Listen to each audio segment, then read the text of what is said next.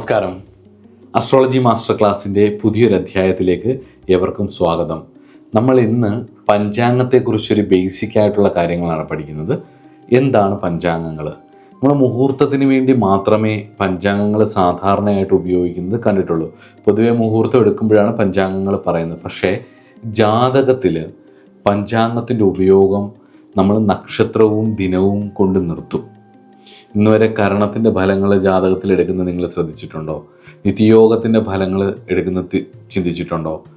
തിഥികളുടെ ഫലങ്ങൾ ജാതകത്തിൽ നക്ഷത്രം പോലെ തന്നെ പ്രധാനമാണെന്നുള്ളത് നിങ്ങൾ ചിന്തിച്ചിട്ടുണ്ടോ?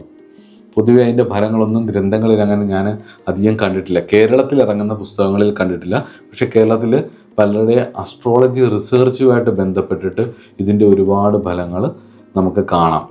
അതിൻ്റെ റിസർച്ചിങ് ലൈബ്രറിയിലൊക്കെ നിങ്ങൾ അന്വേഷിച്ച് ചെന്ന് കഴിഞ്ഞ് കഴിഞ്ഞാൽ അത് കിട്ടാവുന്നതേ ഉള്ളൂ. നമുക്ക് മുന്നോട്ടുള്ള യാത്രകളിൽ ഇതിനെല്ലാക്കുറിച്ച് വിശദമായിട്ട് പഠിക്കാം. നമ്മളിപ്പോൾ തൽക്കാലം പഞ്ചാംഗങ്ങൾ എന്താണ് എന്നുള്ളത് ബേസിക് ആയിട്ടൊന്ന് മനസ്സിലാക്കി. പഞ്ചാംഗം മേടിക്കണം എന്ന് പറയുമ്പോൾ ഒരു പ്രത്യേക കാലയളവിലെ സമയത്തെ 5 വ്യത്യസ്തമായ രീതിയിൽ നമ്മൾ കാൽക്കുലേറ്റ് ചെയ്തെടുക്കുന്നതാണ് പഞ്ച അംഗങ്ങൾ അല്ലെങ്കിൽ പഞ്ചാംഗങ്ങൾ. സമയത്തിൻ്റെ കാലയളവായിട്ടുള്ള ഒരു കലണ്ടർ എന്ന് വേണേൽ പറയാം. ഈ കലണ്ടർ തന്നെയാണ്, ഈ പഞ്ചാംഗം തന്നെയാണ് നമ്മൾ സോഫ്റ്റ്വെയറിലേക്ക് മാറ്റുന്നതും. മനസ്സിലാവുന്നുണ്ടോ? ഇനി എന്താണ് പഞ്ചാംഗങ്ങളെന്ന് കൂടി മനസ്സിലാക്കാം. ഒന്നാമത്തേത് ദിനം, ദിവസങ്ങളെക്കുറിച്ച് അറിയണം. 2 നക്ഷത്രം, നക്ഷത്രങ്ങളെക്കുറിച്ച് അറിയണം. മൂന്നാമത്തേത് തിഥികൾ, ചന്ദ്രമാസമാണ് തിഥി, തിഥികളെക്കുറിച്ച് അറിയണം. കരണം, കരണങ്ങളെക്കുറിച്ച് അറിയണം. അതേപോലെ തന്നെ നിത്യയോഗത്തെക്കുറിച്ച് അറിയണം. ഇങ്ങനെ 5 അംഗങ്ങളുടെ ആകെത്തുകയായിട്ടാണ് കാലയളവ് നമ്മൾ കണക്കാക്കിയെടുക്കുന്നത്. ഇതിൽ 24 ഹോരകൾ ചേരുന്നതാണ് ഒരു ദിവസം. ഹോര എന്നാൽ ഹവർ എന്നാണ് അർത്ഥം. അപ്പോൾ 24 ഹോരകൾ ചേരുന്നതാണ് ഒരു ദിവസം. അപ്പം 7 ഗ്രഹങ്ങൾക്കായിട്ട് 24 ഹോരകൾ തിരിച്ചു കൊടുക്കും. അപ്പം അതിൻ്റെ ഒരു കാൽക്കുലേഷൻ ബേസ് ചെയ്തിട്ട് പകൽ കൂടുന്നതിനും രാത്രി കൂടുന്നതിനും അനുസരിച്ച് വ്യത്യാസം വരും. എന്നാൽ പോലും കേരളത്തിൽ ഏത് ദിവസമാണോ നമ്മൾ പറയുന്നത്, 24 ഹോരകൾ ഈ 7 ഗ്രഹങ്ങൾക്കായിട്ട് കൊടുത്തിട്ടുണ്ടെന്ന് ഞാൻ പറഞ്ഞല്ലോ. 7 ഗ്രഹങ്ങൾ ഏതൊക്കെയാണെന്ന് ചോദിച്ചു കഴിഞ്ഞാൽ ആദിത്യൻ, സോമൻ, അംഗാരകൻ, ബുധൻ, ബൃഹസ്പതി, ശുക്രൻ, ശനി. ഇതാണ് 7 ഗ്രഹങ്ങൾ. അപ്പം അങ്ങനെ നോക്കുമ്പോൾ ഉദാഹരണത്തിന് ഈ 24 ഹോരകളിൽ തിങ്കളാഴ്ച എന്ന് പറഞ്ഞാൽ രാവിലത്തെ സൂര്യ ഉദയ സമയം ചന്ദ്രൻ്റെ ആയിരിക്കും. ചൊവ്വാഴ്ച എന്ന് പറഞ്ഞാൽ കുജൻ്റെ ആയിരിക്കും. ബുധനാഴ്ച എന്ന് പറഞ്ഞാൽ ബുധൻ്റെ കാലഹോര സമയത്തായിരിക്കും സൂര്യോദയം ഉണ്ടാവുന്നത്. വ്യാഴാഴ്ച എന്ന് പറഞ്ഞാൽ വ്യാഴത്തിൻ്റെ കാലഹോര സമയത്തായിരിക്കും സൂര്യോദയം ഉണ്ടാവുന്നത്. വെള്ളിയാഴ്ച എന്ന് പറഞ്ഞാൽ ശുക്രൻ്റെ കാലഹോര സമയത്തായിരിക്കും ഉദയം ഉണ്ടാവുന്നത്. ശനിയാഴ്ച എന്ന് പറഞ്ഞാൽ ശനിയുടെ കാലഹോര സമയത്തായിരിക്കും ഉദയം ഉണ്ടാവുന്നത്. അതേപോലെ തന്നെ ഞായറാഴ്ച എന്ന് പറഞ്ഞാൽ രവിയുടെ കാലഹോര സമയത്തായിരിക്കും ഉദയം വരുന്നത്.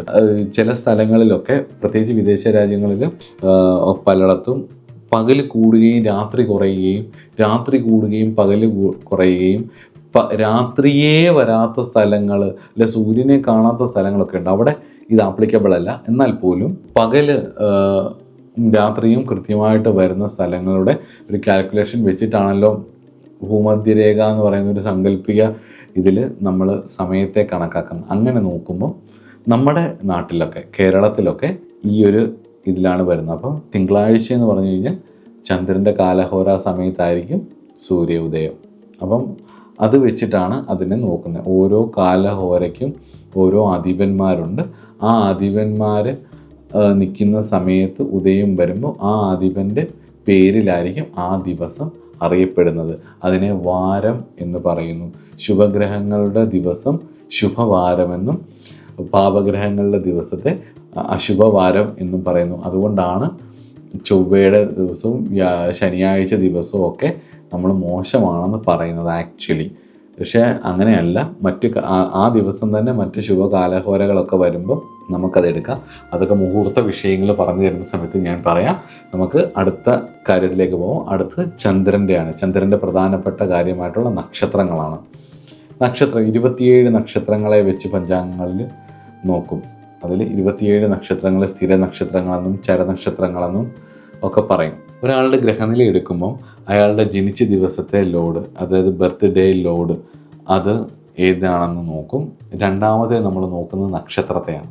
ഏത് നക്ഷത്രമാണെന്ന് നോക്കും. നമ്മളെല്ലാവരും നോക്കും, നക്ഷത്രഫലങ്ങൾ എല്ലാവരുടെ അടുത്ത് നോക്കുമല്ലോ.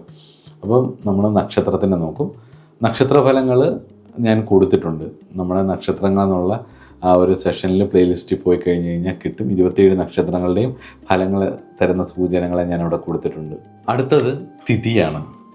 സൂര്യനും ചന്ദ്രനും തമ്മിൽ 12 ഡിഗ്രി വരെയുള്ള വ്യത്യാസമാണ് ഒരു തിഥി എന്ന് പറയുന്നത്.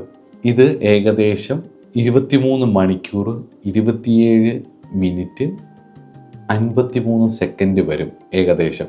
ആദ്യത്തെ സൂര്യൻ നിൽക്കുന്നിടത്തു നിന്നുള്ള ആദ്യത്തെ 12 ഡിഗ്രി വരെയുള്ള സമയത്തെ പ്രഥമ എന്നും 12 ഡിഗ്രി മുതൽ 24 ഡിഗ്രി വരെയുള്ള സമയത്തെ ദ്വിതീയ എന്നും 24 ഡിഗ്രി മുതൽ 36 ഡിഗ്രി വരെയുള്ള സമയത്തെ തൃതീയ എന്നും ഇങ്ങനെ പറഞ്ഞ് മുന്നോട്ട് പോകും. അങ്ങനെ 15 തിഥികൾ ചേരുമ്പം സൂര്യൻ നിൽക്കുന്ന സ്ഥലത്തു നിന്നും ചന്ദ്രൻ അകന്നകന്നകന്നകന്നകന്നകന്ന് പോയി സൂര്യൻ്റെ നേരെ എക്സാക്റ്റ് ഓപ്പോസിറ്റ്, സൂര്യൻ നിൽക്കുന്നതിന് നേരെ ഓപ്പോസിറ്റ് ആയിട്ടുള്ള 180 ഡിഗ്രി വരുമ്പോഴാണ് അത് വെളുത്തവാവുന്നത്. സൂര്യൻ നിൽക്കുന്നതിൽ നിന്നും നോടുള്ള ആ ഡിഗ്രിയോടെ ചേർന്ന് ആ 12 ഡിഗ്രിക്കുള്ളിൽ നിൽക്കുമ്പോഴാണ് അത് കറുത്തവാവ് ആവുന്നത്. അമാവാസി എന്ന് പറയും. കറുത്തവാവിൽ നിന്നും വെളുത്തവാവ് വരെയും വെളുത്തവാവിൽ നിന്നും കറുത്തവാവ് വരെയുമുള്ള 15 തിഥികളെ ആണ് ഒരു ചന്ദ്രമാസം എന്ന് പറയുന്നത്. അങ്ങനെ 15 തിഥികൾ, വെളുത്തവാവിൽ നിന്നും കറുത്തവാവ് വരെയും കറുത്തവാവിൽ നിന്ന് വെളുത്തവാവ് വരെയുമുള്ള 15 2 ചന്ദ്രമാസങ്ങൾ ചേരുന്നതാണ് ഒരു സൂര്യമാസം എന്ന് പറയുന്നത്. സൂര്യൻ്റെ അടുത്തേക്ക് ചന്ദ്രൻ അടുക്കുമ്പോൾ അത് കറുത്ത പക്ഷവും, സൂര്യൻ്റെ അടുത്ത് നിന്നും ചന്ദ്രൻ ദൂരേക്ക് പോകുമ്പോൾ അത് വെളുത്ത പക്ഷവും ആവുന്നു. അതായത് പൗർണമിയിലേക്ക് അടുക്കുന്ന ചന്ദ്രൻ വെളുത്ത പക്ഷത്തിലെ ചന്ദ്രനും, പൗർണമി വിട്ട് അമാവാസിയിലേക്ക് വരുന്ന ചന്ദ്രൻ കറുത്ത പക്ഷത്തിലെ ചന്ദ്രനും ആവുന്നു. അപ്പം നക്ഷത്രങ്ങൾ പഠിച്ചു, വാരം പഠിച്ചു, തിഥി പഠിച്ചു. ഇനി കരണത്തെക്കുറിച്ച് പഠിക്കാം. ഒരു തിഥിയുടെ പകുതിയാണ് ഒരു കരണം എന്ന് പറയുന്നത്. മനസ്സിലാവുന്നോ? ഒരു തിഥിയുടെ പകുതിയാണ് കരണം എന്ന് പറയുന്നത്. ഒരു തിഥിക്ക് 2 കരണങ്ങളാണ് വരുന്നത്. കാരണം ഒരു തിഥിയുടെ പകുതിയല്ലേ കരണം എന്ന് പറയുന്നത്. 11 കരണങ്ങളാണ് മൊത്തം ഉള്ളത്. ചില കരണങ്ങൾ സ്ഥിര കരണങ്ങളെന്നും മറ്റു ചില കരണങ്ങളെ ചരകരണങ്ങളെന്നും പറയുന്നു. അവയ്ക്ക് ചില പേരുകൾ നൽകിയിട്ടുണ്ട്, അത് ഞാൻ പറയാം. സിംഹം, പുലി, പന്നി, കഴുത, ആന, പശു, വിഷ്ടി എന്നിവ ചരകരണങ്ങളും പുള്ള്, നാൽക്കാലി, പാമ്പ്, പുഴു ഇവ സ്ഥിരകരണങ്ങളും ആവുന്നു. ഈ കരണങ്ങൾക്ക് ഒരു ഗംഭീര ഫലമുണ്ട് ജാതകത്തിൽ. പ്രശ്നത്തിലല്ല, മുഹൂർത്തത്തിലുമല്ല, ഒരു ഗംഭീര ഫലമുണ്ട്. എക്സാക്റ്റായിട്ട് നമുക്ക് പറഞ്ഞ് ഫലിപ്പിക്കാവുന്ന ഞെട്ടിക്കുന്ന ഒരു ഫലം ഇതിലും അതുപോലെ നിത്യയോഗത്തിലുണ്ട്. അത് ഞാൻ പിന്നൊരു ദിവസം പറഞ്ഞുതരാം. അത് പറഞ്ഞുതരാം. അത് മുന്നോട്ട് പോകട്ടെ. മുന്നോട്ട് പോകുമ്പം ഞാൻ പറഞ്ഞുതരാം. ഇപ്പം തൽക്കാലം മനസ്സിലാക്കുക, ഒരു തിഥിയുടെ പകുതിയാണ് കരണം. കരണങ്ങൾ സ്ഥിരകരണങ്ങളും ചരകരണങ്ങളും ഉണ്ട്. സ്ഥിരകരണങ്ങൾ പൊതുവെ അത്ര നല്ലതല്ല. അതെന്തൊക്കെ ഉണ്ടാണെന്നും അത് ജാതകത്തിൽ വന്നാൽ എന്തൊക്കെയാണെന്നുള്ളത് ഞാൻ പറഞ്ഞുതരാം കേട്ടോ. ഞാൻ മുമ്പേ പറഞ്ഞ തിഥിയുടെ കാര്യം പറഞ്ഞപ്പം ഒരു കാര്യം പറയാൻ വിട്ടുപോയി. തിഥി ഏതൊക്കെയാണെന്ന് ചോദിച്ചാൽ, പ്രഥമ ഞാൻ പറഞ്ഞു, പൗർണമിയിൽ നിന്നും അമാവാസിയിലേക്കും അമാവാസിയിൽ നിന്നും പൗർണമിയിലേക്കുമാണ് ഒരു മാസം എന്ന് പറയുന്നത്. അതിനെ വാവ് എന്ന് പറയുന്നു. പൗർണമിയിൽ നിന്നും അമാവാസിയിലേക്കും അമാവാസിയിൽ നിന്നും പൗർണമിയിലേക്കുമുള്ള 2 ചന്ദ്രമാസങ്ങൾ ചേരുന്നതാണ് ഒരു സൂര്യമാസം എന്ന് പറഞ്ഞു. അതിൽ ഒന്നിനെ കറുത്തവാവെന്നും മറ്റൊന്നിനെ വെളുത്തവാവെന്നും പറഞ്ഞു. അതിൽ നമുക്ക് കറുത്തവാവായാലും വെളുത്തവാവായാലും കറുത്തപക്ഷമായാലും വെളുത്തപക്ഷമായാലും വാവ് കഴിഞ്ഞു കഴിഞ്ഞാൽ ഒന്നാമത്തേത് പ്രഥമ, രണ്ടാമത്തെ ദ്വിതീയ, മൂന്നാമത്തെ തൃതീയ, മൂന്നാമത്തെ ദിവസം, നാലാമത്തേത് ചതുർത്ഥി, അഞ്ചാമത്തേത് പഞ്ചമി, ആറാമത്തേതാണ് ഷഷ്ടി എന്ന് പറയുന്നത്, ഏഴാമത്തേത് സപ്തമി, എട്ടാമത്തേത് അഷ്ടമി, ഒമ്പതാമത്തേത് നവമി, പത്താമത്തേത് ദശമി, 11ാമത്തേത് ഏകാദശി, മനസ്സിലാവുന്നുണ്ടോ? 12ാമത്തേത് ദ്വാദശി, 13ാമത്തേത് ത്രയോദശി, 14ാമത്തേത് ചതുർദശി, 15ാമത്തെ ദിവസം വാവായിരിക്കും. മനസ്സിലാവുന്നുണ്ട്? 15ാമത്തെ ദിവസം വാവായിരിക്കും. അങ്ങനെ ആണ് അത്. വെളുത്ത പക്ഷത്തിലും കറുത്ത പക്ഷത്തിലും ഇതാണ് പേര്, ഇതാണ് തിഥി. ഈ തിഥിക്കൊരു ഫലമുണ്ട്. നിങ്ങളൊരു പ്രത്യേക തിഥിയിലാണ് ജനിച്ചെങ്കിൽ ചില രാശികൾ നിങ്ങൾക്ക് ശൂന്യഫലമായിരിക്കും തരുന്നത് ജാതകത്തിൽ. അതിനെ തിഥിശൂന്യം എന്നൊക്കെ പറയും. തിഥിശൂന്യത്തിൻ്റെ ചില ഫലങ്ങളുണ്ട്. എന്താണെന്ന് ചോദിച്ചാൽ, ചില പൗർണമിക്കും അമാവാസിക്കും തിഥിശൂന്യമില്ല, അവരുടെ എല്ലാ രാശികളും വർക്ക് ചെയ്യും. പക്ഷേ തിഥിയിൽ ചില തിഥികളിൽ ജനിച്ചാൽ നിങ്ങളുടെ ചില രാശികൾ അധികം വർക്ക് ചെയ്യില്ല. ഒരു പുറം വലി ഉണ്ടാവും. ചിലപ്പോൾ അത് 5ാം ഭാവമായിരിക്കാം, 6ാം ഭാവമായിരിക്കും, 7ാം ഭാവമായിരിക്കും. ഏത് ഭാവമായാലും ആ ഭാവത്തിൻ്റെ ഫലം കുറച്ച് പുറമോട്ട് വലിയും. അത് ഇപ്പോൾ ഒരു നല്ല ഭാവമാണെങ്കിൽ അതിൻ്റെ ഫലം നമുക്ക് കാണാതെയും വരും. ചിലപ്പോൾ അതൊരു മോശം ഭാവമാണെങ്കിൽ ആ മോശ ഫലവും കാണാതെ വരും. അപ്പോൾ അതിനെ തിഥിശൂന്യം എന്നൊക്കെയാണ് പറയുന്നത്. അതെന്താണെന്നുള്ളത് നമുക്ക് അതിന് വേണ്ടിയിട്ടൊരു ക്ലാസ് എടുക്കാം. അപ്പം ഞാൻ പറഞ്ഞുതരാം. ഒരു വെടിച്ചില്ലം ഫലം അത് പറഞ്ഞു തരാം എങ്ങനെയാണ് ചെയ്യേണ്ടതെന്നുള്ളത്. അപ്പം തിഥി പറഞ്ഞു, കരണം പറഞ്ഞു, ദിനം പറഞ്ഞു, നക്ഷത്രം പറഞ്ഞു. ഇനി അടുത്തത് നിത്യയോഗമാണ്. സൂര്യനും ചന്ദ്രനും തമ്മിലുള്ള ഒരു നക്ഷത്രാകലം 13 ഡിഗ്രി 20 മിനിറ്റാണ് ഒരു നിത്യയോഗം എന്ന് പറയുന്നത്. 27 നക്ഷത്രങ്ങൾ പോലെ തന്നെ 27 നിത്യയോഗങ്ങളും ഉണ്ട്. അത് ഏതൊക്കെയാണെന്ന് ഞാൻ പറയാം.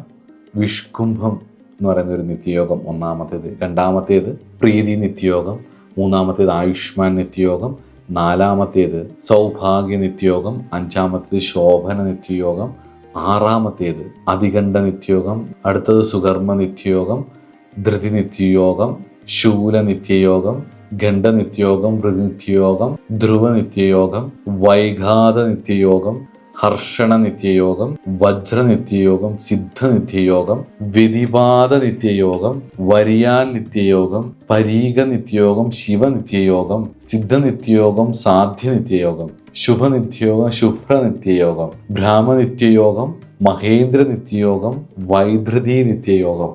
ഇങ്ങനെ 27 നിത്യയോഗങ്ങളാണുള്ളത്. നിത്യയോഗത്തിൻ്റെ ഫലം ജാതകത്തിൽ എങ്ങനെയാണെന്നുള്ളത് അറിയാമോ? സൂപ്പറായിട്ടുള്ള, നമ്മളെ വല്ലാണ്ട് ജാതകത്തിൻ്റെ ഒരുപാട് കൺഫ്യൂഷൻസ് മാറ്റുന്ന ഒരു ഫലം നിത്യയോഗത്തിനുണ്ട്. പല ഫലങ്ങളുണ്ട്. അതിലൊരു ഫലമാണ് യോഗി അവയോഗി നക്ഷത്രങ്ങൾ. മനസ്സിലാവുന്നില്ലല്ലേ?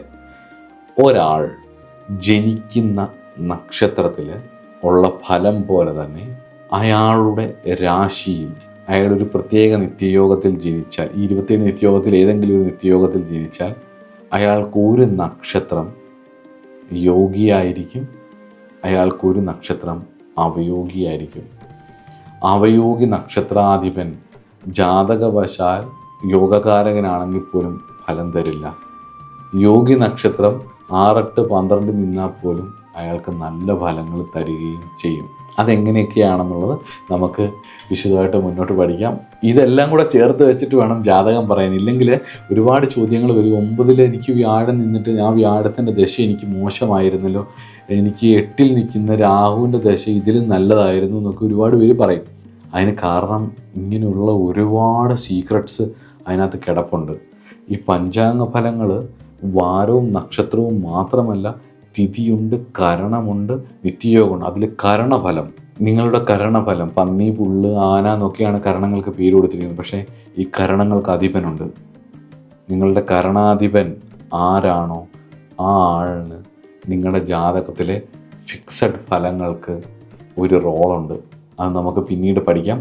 തൽക്കാലം പഞ്ചാംഗങ്ങളെക്കുറിച്ച് പഠിച്ചു വെക്കുക. ഈ 5 അംഗങ്ങളെ വെച്ചിട്ടാണ് നമ്മൾ ആ ദിനം കണക്ട് ചെയ്തെടുക്കുന്നത്. ഇതിലും ശുഭകരണങ്ങളെന്നും അതേപോലെ തന്നെ ശുഭനിത്യയോഗങ്ങളെന്നും അതേപോലെ തന്നെ ശുഭനക്ഷത്രങ്ങളെന്നും ശുഭവാരങ്ങളെന്നും ശുഭതിഥികളെന്നും പറയുന്ന ഈ 5 കാര്യങ്ങൾ ഒരുമിച്ച് വരുമ്പോഴാണ് പഞ്ചാംഗ ശുദ്ധി എന്ന് പറയുന്നത്. നമ്മൾ ഒരു ദിവസം ഒരു നല്ല മുഹൂർത്തം എടുക്കണമെങ്കിൽ പഞ്ചാംഗ ശുദ്ധി വേണം എന്ന് ജ്യോതിഷന്മാർ പറയുമ്പം അതിന് ശുഭകരണങ്ങളുണ്ടാവും. ഇതിൽ പറയുന്ന ശുഭകരണങ്ങൾ ഏതൊക്കെയാണെന്ന് വെച്ചാൽ അതുണ്ടാവും. ശുഭവാരമായിരിക്കും, ശുഭനക്ഷത്രമായിരിക്കും, ശുഭതിഥിയായിരിക്കും, ശുഭനിത്യയോഗവും ആയിരിക്കും. ഇത് മുഹൂർത്തത്തിന്.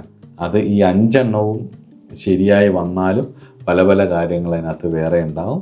അതുകൊണ്ട് തന്നെ എത്ര നല്ല മുഹൂർത്തം എടുത്താലും അതിനകത്തൊരു ചേർച്ചക്കുറവ് എവിടെയെങ്കിലും ഒക്കെ ഉണ്ടാകും. അപ്പോൾ പൂർണ്ണമായിട്ടും എല്ലാം തികഞ്ഞൊരു മുഹൂർത്തമോ പൂർണ്ണമായി എല്ലാം മോശമായിട്ടുള്ളൊരു മുഹൂർത്തമോ ഇല്ല. അതൊരു സാഹചര്യങ്ങളനുസരിച്ച് റിലേറ്റീവാണ് ഇതെല്ലാം. ആ ടൈം ഇവൻ്റാണ്. അതെങ്ങനെയാണ് കണ്ടെത്തേണ്ടതെന്നുള്ളതും അതിൻ്റെ യുക്തി എന്താണെന്നുള്ളതൊക്കെ നമുക്ക് പറഞ്ഞുതരാം. വാസ്തവത്തിൽ ജാതക വിഷയത്തിൽ ഈ പഞ്ചാംഗങ്ങളെ ഉപയോഗിക്കേണ്ടത് ഒരു ജ്യോതിഷിയുടെ ദീർഘവീക്ഷണത്തിൻ്റെയും അതുപോലെ തന്നെ അറിവിൻ്റെയും അതുപോലെ തന്നെ ഇതുപയോഗിച്ചാൽ മാത്രമേ ദശയുടെ ഫലം കൃത്യമായിട്ട് നിങ്ങൾക്ക് എക്സ്പ്ലെയിൻ ചെയ്യാൻ പറ്റത്തുള്ളൂ. ഇതിനകത്ത് ഈ പറഞ്ഞ പ്രത്യേകിച്ച് നിത്യയോഗവും നിങ്ങളുടെ നക്ഷത്രങ്ങളും നിങ്ങളുടെ തിഥിയും കാരണവും എല്ലാം ദശയുമായിട്ട് വല്ലാണ്ട് കണക്ട് ചെയ്ത് കിടപ്പുണ്ട്. കാരണം ഇതെല്ലാം ചന്ദ്രനെ വെച്ചിട്ടുള്ള പരിപാടികളാണ്. അതുകൊണ്ട് തന്നെ ദശ ചന്ദ്രനുമായിട്ട് ബന്ധപ്പെട്ടും കിടക്കുന്നതുകൊണ്ട് തന്നെ ദശാഫലങ്ങൾ നിങ്ങൾക്ക് നന്നായിട്ട് പറയാൻ പറ്റും. അപ്പോൾ അതൊന്നും ഞാൻ ഇനിയൊരു ക്ലാസ്സിൽ പഠിപ്പിക്കാം. നമുക്ക് വീണ്ടും തിരിച്ച് നമ്മൾ പൂർത്തിയാക്കാൻ വെച്ചിട്ടുള്ള നമ്മുടെ പരിഹാര ഫലങ്ങളിലേക്ക് തിരിച്ചു പോകാം. ശുക്രൻ കഴിഞ്ഞു. ഇനി അടുത്ത് ശനിയുടെ പരിഹാര ഫലങ്ങളാണ് അടുത്ത ക്ലാസ്സിൽ. അതിൻ്റെ ഇടയ്ക്ക് വന്ന 2 ചോദ്യങ്ങൾക്കുള്ള കാര്യങ്ങളാണ് നമ്മൾ പറഞ്ഞത്. അടുത്ത ക്ലാസ്സിൽ ശനിയുടെ പരിഹാര ഫലവുമായിട്ട് കാണാം. നമസ്കാരം.